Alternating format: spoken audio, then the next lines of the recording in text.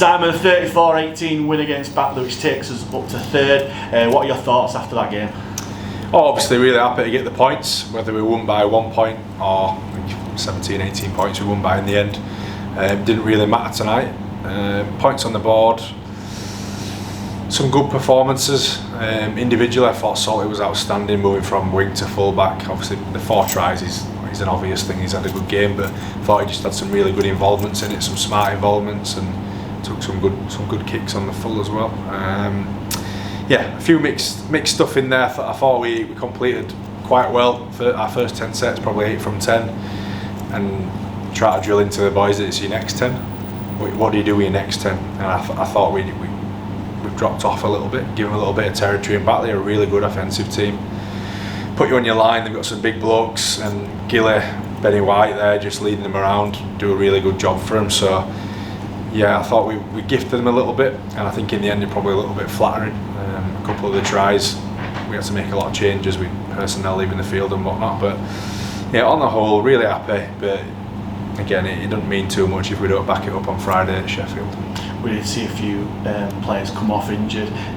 What Keys looked quite precautionary, but Woodburn all looked quite serious. Do you know anything about that yet? Or? Well, Keysy rolled his ankle at a freaky sort of accident at Bash.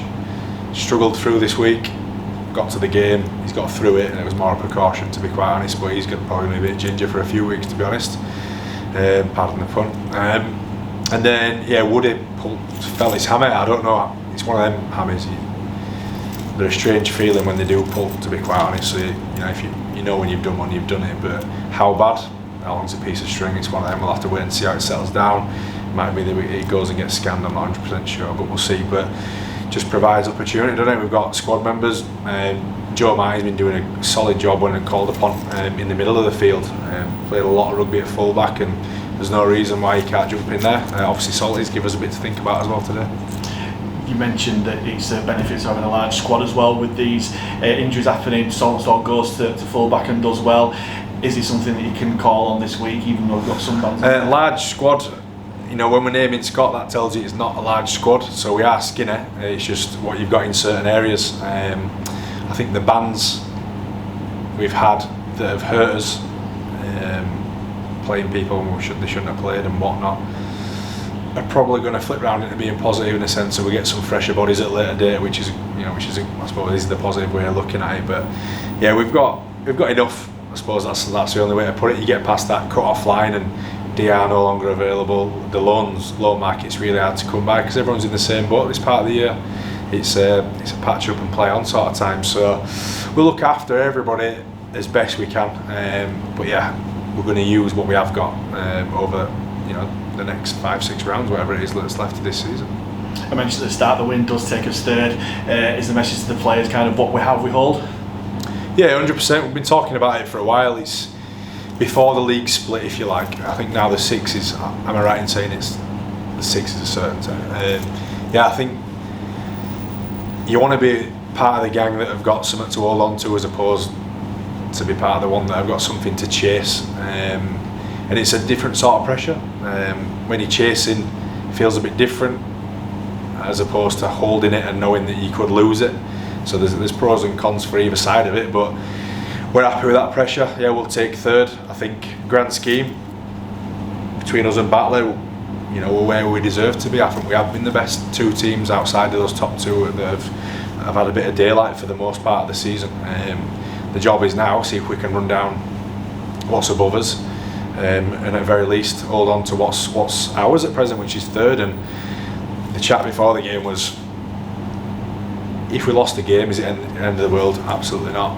But then it means to finish as high as you possibly can, you're relying on other people and their results and how they go and whatnot. Whereas by winning today, it puts it in our hands to where it's up to us really. It's ours to lose now. It is a really, really important win, especially on the Premier Sports cameras as well. And you did say the scoreline was flattering, but we did play some really, really good stuff. How important is that statement to the rest of the league to show that we do kind of mean business going into the playoffs? I don't know. I thought we played. Yeah, there's some lessons in there for us. We just pushed it a little bit. You get a couple of scores on board. You don't have to score again straight away. You can fall back into not conservative. If someone's in a better position than you are, by all means, put the ball in their hands, as long as it's low risk. I thought we pushed it a little bit, then that give them a bit of field position, got us on our line, a couple of penalties, 6 agains, and all that sort of nonsense goes on through the game. But you know, we give them opportunities. I think because it's limiting these really good teams like Batley. You need to limit their opportunities, and you can't be throwing ball away. For example, I know it's a little one, but player 1 Louis off a scrum intercept right at the start of the game. That's a get smashed, get your head down, remember it for next time, you know what his behaviour is like, and move on from there. That's just one very probably petty example, to be honest. There's better ones I could give you when I've watched it back through, but yeah, turnovers on player 2 and 3, you can't do that against Batleys and you know, Barrows, Yorks, Featherstones, Leeds. You can't do it against them. You need to make sure you're moving them around, and maybe if you are going to push it, it's play 5 or 6 as opposed to play 2 and 3. And lastly, a word on the fans tonight. I was in the east stand, it sounded real loud in the south stand. How much can they play a part in seeing the boys on to a really strong finish this year? Definitely, I think they've been great all year, to be quite honest. The number seems to have grown at times. Batley at the beginning of the year away, I remember we had a really good following there. Maybe a bit of a lull. There's a lot of things going on in there where people can't get here for whatever reason, but yeah, the last few weeks in particular, I mean last week at Headingley I didn't know there were any other fans there. Our fans were brilliant in our game.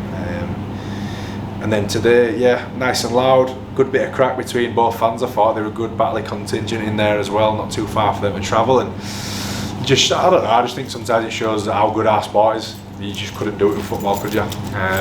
Good people, generally everything's light-hearted, I suppose, and yeah, you're right, it does help.